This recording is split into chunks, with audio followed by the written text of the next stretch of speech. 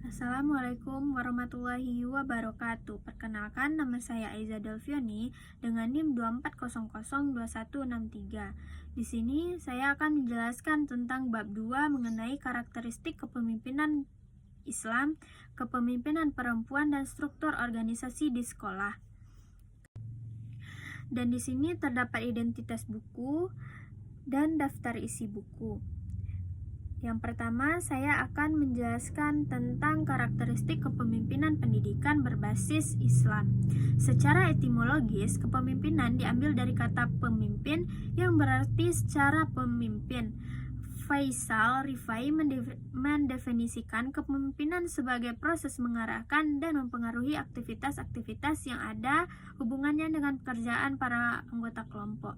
Sedangkan kepemimpinan dalam konteks pendidikan merupakan kemampuan untuk menggerakkan pelaksanaan pendidikan sehingga tujuan pendidikan yang telah ditetapkan dapat dicapai secara efektif dan efisien. Tujuan etika kepemimpinan yang pertama memandu kepala sekolah dan berperilaku, yang kedua menghindari perilaku negatif dan destruktif, yang ketiga mengembangkan profesionalitas, yang keempat membentuk citra kepala sekolah, yang kelima menghayati falsafah pendidikan. Di sini terdapat jenis-jenis karakter. Yang pertama, karakter sidik. Kata sidik, orang yang jujur, berasal dari kata sidik. Kata sidik adalah penekan mubalak dari sidik yang artinya orang yang didominasi dari kejujuran. Derajat yang terendah dari kejujuran adalah bila batin atau hati seseorang selaras dengan perbuatan lahirnya, ucapan dan perkataannya. Yang kedua, karakter amanah. Amanah adalah segala sesuatu yang dipercaya kepada manusia, baik yang menyangkut hak dirinya, hak orang lain maupun hak Allah Subhanahu wa taala, atau sesuatu yang diberikan kepada seorang yang dinilai mengembangkannya. Yang ketiga, karakter tablik. Baik kemampuan untuk tablik dalam makna bahasa berarti menyampaikan, sedangkan dalam makna istilah, tablik adalah menyampaikan ajaran-ajaran Islam yang diterima dari Allah Subhanahu wa taala kepada umat manusia untuk dijadikan pedoman dan dilaksanakan agar memperoleh kebahagiaan dunia dan akhirat. Yang keempat yaitu karakteristik fatonah. Fatonah yaitu akalnya panjang, sangat cerdas sebagai pemimpin yang selalu berwibawa. Selain itu, seorang pemimpin juga harus memiliki emosi yang stabil. Selanjutnya yaitu yang kedua, kepemimpinan perempuan.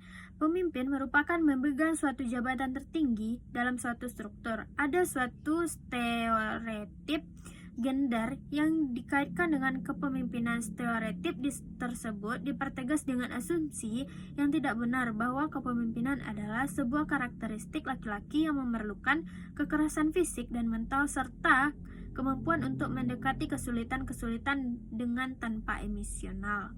Perempuan dipandang oleh laki-laki dari perempuan lain kurang memiliki karakter-karakter tersebut. Ada sebuah stereotip tentang pekerjaan keras atau mungkin juga disebut agresif, pemimpin yang lebih asyik dengan tugas daripada relasi atau hubungan.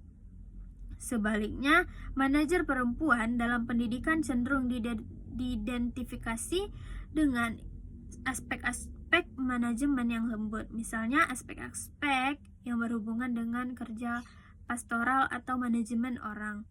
Kepemimpinan adalah sebuah terminologi general yang dapat dinisbatkan kepada banyak hal, dari lingkup yang sangat terbatas dan kecil terus bertambah kepada orang yang lebih luas, akhirnya berujung kepada kepemimpinan dalam sebuah negara dan memiliki luas adalah masalah khalifah. Dari pandangan agama Islam, banyak kontroversi antara kepemimpinan wanita dan pria. Islam sebenarnya tidak menempatkan wanita berada di dapur terus-menerus. Namun jika ini dilakukan, ini adalah suatu yang baik. Hal ini dinyatakan oleh Imam Al-Ghazali bahwa pada dasarnya istri tidak berkewajiban melayani suami dalam hal memasak, mengurus rumah, menyapu, menjahit, dan sebagainya. Yang ketiga yaitu struktur organisasi di sekolah. Struktur organisasi di sekolah adalah suatu subsistem dari manajemen sebagai sistem. Sebagai subsistem, maka ia wajib mendapatkan perhatian dan relatif sama dari manajer seperti halnya dengan subsistem yang lain. Dell menyatakan struktur itu adalah mekanisme organisasi. Pada struktur itulah ditemukan apa yang harus dikerjakan oleh setiap personalia organisasi, dan di situ pula akan tampak pekerjaan-pekerjaan mana yang harus digabungkan di bawah satu ketua. Supaya personalia organisasi dapat lebih tepat menempatkan dirinya pada organisasi yang melaksanakan tugas, maka struktur mewujudkan dirinya dalam berbagai bentuk, yaitu berupa jadwal kerja, kedudukan deskriptif, tugas, peraturan, prosedur kerja. Struktur juga menaruh perhatian pada pola otoritas, komunikasi, dan alur kerja. Pentingnya organisasi sekolah sebagai lembaga pendidikan sudah semestinya mempunyai organisasi yang baik agar tujuan pendidikan formal ini tercapai sepenuhnya.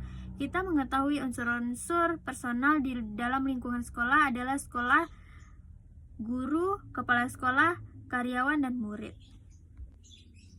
Selanjutnya yaitu kesimpulan. Struktur organisasi adalah mekanisme kerja organisasi yang menggambarkan unit-unit kerja dengan tugas-tugas individu di dalamnya, serta kerjasamanya dengan individu-individu lain dan berhubungan antara unit-unit kerja itu baik secara vertikal maupun horizontal.